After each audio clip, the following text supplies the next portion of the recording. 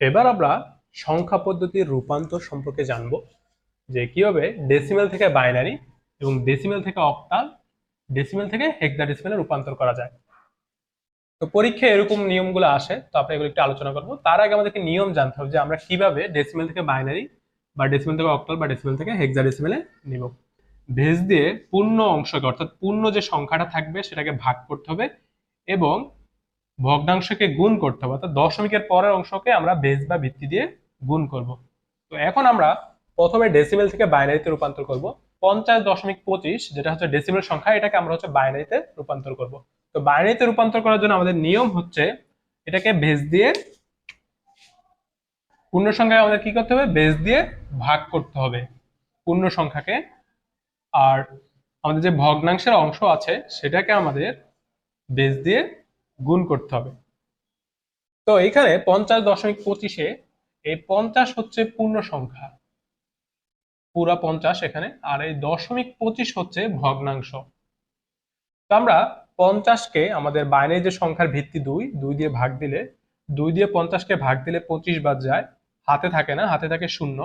আবার 2 দিয়ে 25-কে ভাগ দিলে 12 বাদ যায়, 12 দুগুণে 24, আর হাতে থাকে 1। আবার 2 দিয়ে 12-কে ভাগ দিলে 6 বাদ যায়, 6 দুগুণে 12, হাতে থাকে না, হাতে থাকে 0।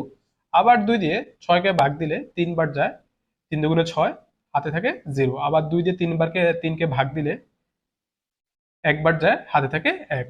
তো আমরা সবাই হচ্ছে এতটুকু মোটামুটি ভালোই করি ঠিকভাবে, কিন্তু শেষে এসে আমরা একটু ভুল করে ফেলি। যেমন 2 দিয়ে 1-এর ভাগ দিলে কিন্তু 1 বারও যায় না, 0 বার যায়, 0 বার যায়, ঠিক আছে? তো 0 বার গেলে হাতে থাকে কত, 1। তো অনেকে কি করে, এইখানে 1 লিখে ফেলে ভুলে, তো এটা ভুল হয়। তো 2 দিয়ে 1-কে ভাগ দিলে 1 বারও যায় না, 0 বার যায়, আর হাতে থাকে 1। এগুলো হচ্ছে হাতের সংখ্যা। আর এটা হচ্ছে যে আমাদের যে গুরুত্বপূর্ণ যে বিটগুলো নেওয়া হবে সেটা হচ্ছে এই নিচের দিক থেকে উপরের দিকে। এটা হচ্ছে এমএসবি। এমএসবি হচ্ছে মোস্ট সিগনিফিক্যান্ট বিট, আর এলএসবি হচ্ছে লেস্ট সিগনিফিক্যান্ট বিট। অর্থাৎ সবচেয়ে গুরুত্বপূর্ণ বিটগুলো হচ্ছে আমরা নিচের থেকে নেব উপরের দিকে। আর এবার হচ্ছে ভগ্নাংশের ক্ষেত্রে, তো ভগ্নাংশ হচ্ছে 0.25। তো এটাকে আমরা বাইনারিতে নেওয়ার জন্য আমরা ভগ্নাংশের ক্ষেত্রে কি করতে হবে, গুণ করতে হবে বেস দিয়ে। তো বাইনারির সঙ্গে বেস হচ্ছে 2, এই জন্য আমরা 0.25-কে 2 দিয়ে গুণ করব যতক্ষণ না পর্যন্ত আমাদের গুণফল 0 হয় বা এখানে মিলে যায় পূর্ণ সংখ্যার ক্ষেত্রে। তো এখন আমরা 0.25-কে 2 দিয়ে গুণ দিলে হচ্ছে 0.25, অর্থাৎ 0.50 হয়। তো 0 হচ্ছে একটা বাইনারি অঙ্ক বা বাইনারি ডিজিট। আবার এবং যখন আমরা 0.50 পাবো তখন শূন্যটাকে বাদ দিয়ে আমরা দশমিক অংশটাকে গুণ দিব, যেহেতু 0.50 সেকেন্ড। তো 0.50 আবার 2 দিয়ে গুণ দিলে হয় 100 বা 1.00।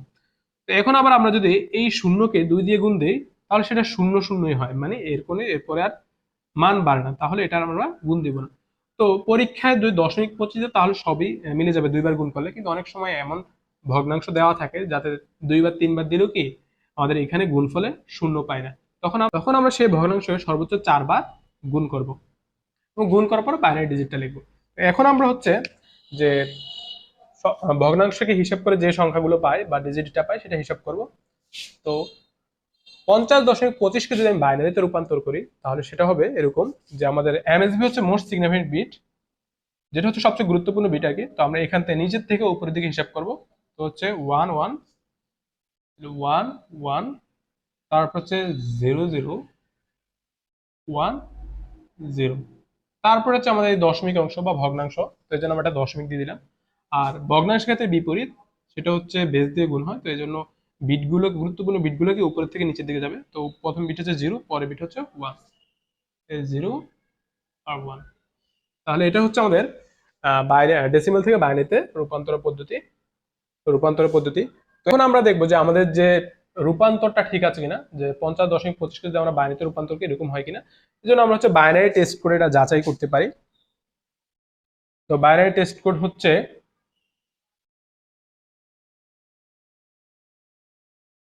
তো আমরা 50 হিসাব করবো, যেমন 32 আর 16 হচ্ছে 48, 48 আর 2 50।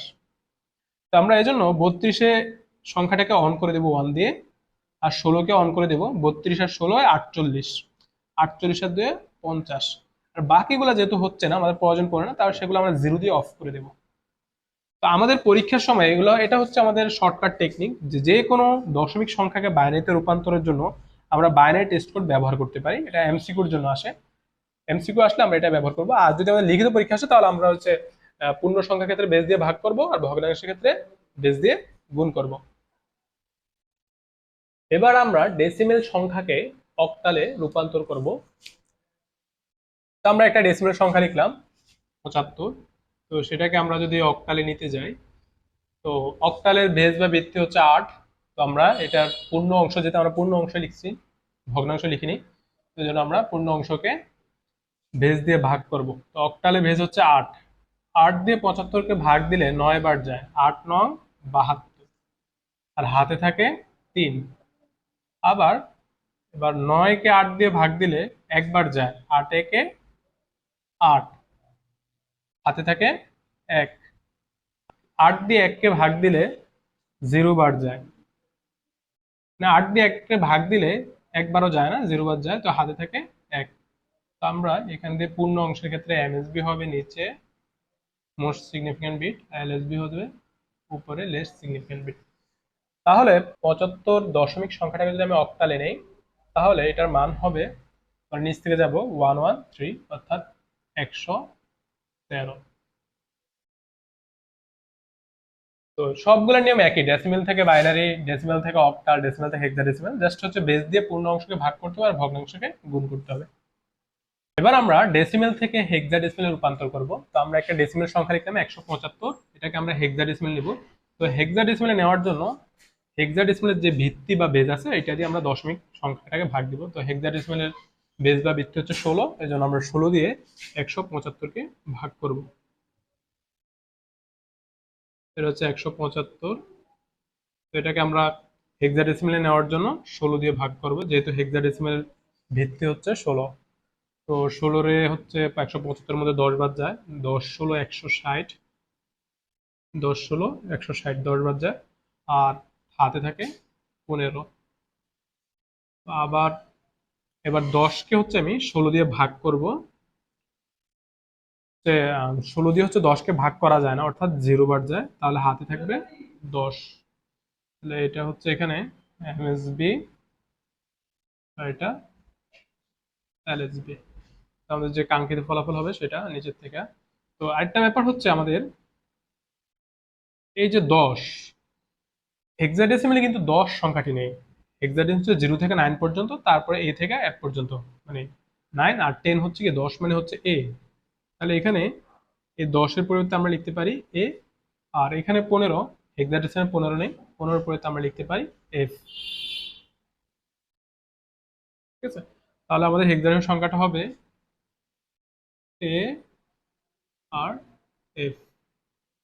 এখানে হেক্সাডেসিমেল বেস হচ্ছে 16। তাহলে আমরা দশমিক সংখ্যা 175কে যদি হেক্সাডেসিমেলে রূপান্তর করি তাহলে সেটা হবে এএফ।